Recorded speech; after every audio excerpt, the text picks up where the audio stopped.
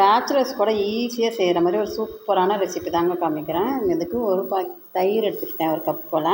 அதில் மல்லித்தூள், ஜீரகத்தூள், அதுக்கப்புறம் கரம் மசாலா, வரமிளகாய்த்தூள், உப்பு இதெல்லாம் போட்டு மிக்ஸ் பண்ணி வச்சுட்டு அடுப்பில் கடாயை வச்சு எண்ணெய் ஊற்றி கடுகு சீரகம் போட்டு நல்லா பொரிஞ்சதுக்கப்புறமா ஒரு 2 பல் போல் பூண்டு நல்லா தட்டி போட்டுக்கோங்க.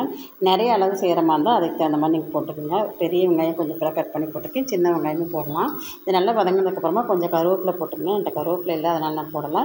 உப்பும் போட்டு நல்லா மிக்ஸ் பண்ணிவிட்டேன். நான் வெங்காயம் இந்தளவுக்கு நல்லா வதங்கினதுக்கப்புறமா நம்ம கரைச்சி வச்ச தயிர் பேஸ்ட்டு அதோட ஆட் பண்ணிவிட்டு கொஞ்சம் அந்த பாத்திரத்தை கழுவி அதோடய சேர்த்துக்குவோம். இது நல்லா கொதித்து சுண்டு வரும்போது சூப்பராக இருக்குங்க, செம்ம டேஸ்ட்டாக இருக்கும் இந்த தயிர் சட்னி. இட்லி, தோசை, சப்பாத்தி, பன் தோசை, தேங்காய் தோசை எல்லாத்துக்குமே ரொம்ப நல்லாயிருக்கும். நான் இன்றைக்கி இட்லி தான் செஞ்சுருக்கேன்.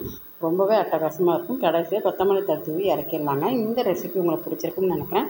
பிடிச்சிருந்தால் லைக் பண்ணுங்கள், ஷேர் பண்ணுங்கள், கமெண்ட் பண்ணுங்கள். மறக்காமல் சப்ஸ்கிரைப் பண்ணிக்கோங்க. பாய்.